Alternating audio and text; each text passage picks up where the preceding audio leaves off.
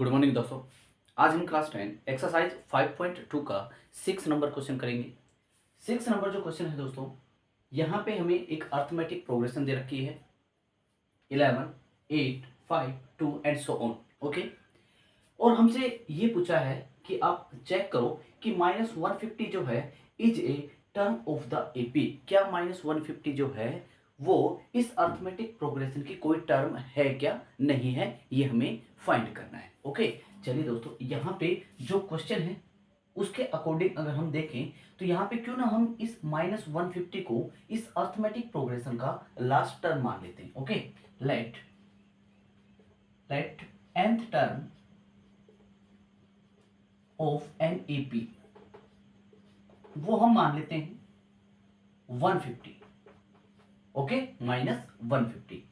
ठीक है, तो टी एन या एल जो है वो क्या आ गया हमारे पास -150। अगर हम इस अर्थमेटिक प्रोग्रेशन में देखें तो यहाँ पे फर्स्ट टर्म क्या है, यहाँ पे फर्स्ट टर्म की बात की जाए तो फर्स्ट टर्म जो है यहाँ पे वो 11 है।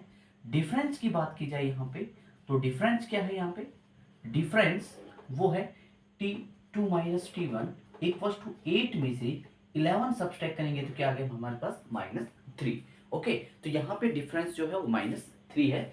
अब चलिए, अब हम जो हमसे लास्ट टर्म जो हमने मानी Tn उसी को बेस मानते हुए हम क्या करेंगे, Tn का फॉर्मूला लगाएंगे यहाँ पे और n की वैल्यू निकालेंगे। ठीक है, चलिए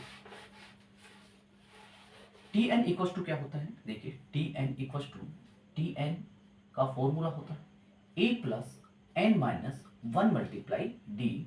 यहाँ पे Tn क्या है दोस्तों, -150 जो हमने माना है, a क्या है 11 है, n की वैल्यू हमें फाइंड करनी है और d है हमारे पास -3।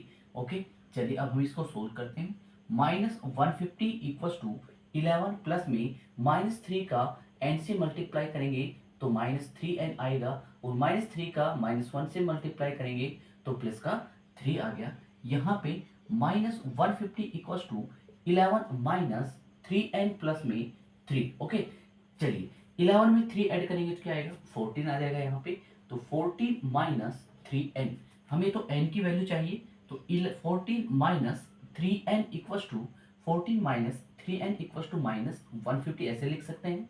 अब देखिए मैं 14 को राइट साइड में लेके जा रहा हूँ यहाँ पे, तो -3n इक्वल टू -150 माइनस 14, तो यहाँ पे आ गया -164। ओके, अब देखिए दोस्तों हमें n की वैल्यू चाहिए। जैसे ही हम n की वैल्यू निकालते हैं माइनस से माइनस कैंसिल हो गया यहाँ पे और n जो आएगा वो क्या आ जाएगा 164 अपॉन में 3। अब यहाँ पे जैसे हम n की वैल्यू निकालते हैं 164 को अगर मैं 3 से डिवाइड करता हूँ तो ये कंप्लीट डिवाइड नहीं होता है दोस्तों। इसका मतलब ये हुआ कि यहाँ पे जैसे मैं इसको डिवाइड करता हूँ 3 5 जा 15, 1 4, 3 4 जा 12 एंड 2 अपॉन 3। इसका मतलब ये हुआ जो भी नंबर्स ऑफ टर्म हमने मानी है तो यहाँ पे 54 2/3 जो है नंबर्स ऑफ टर्म होगी, लेकिन कभी भी फ्रैक्शन में नंबर्स ऑफ टर्म नहीं होगी।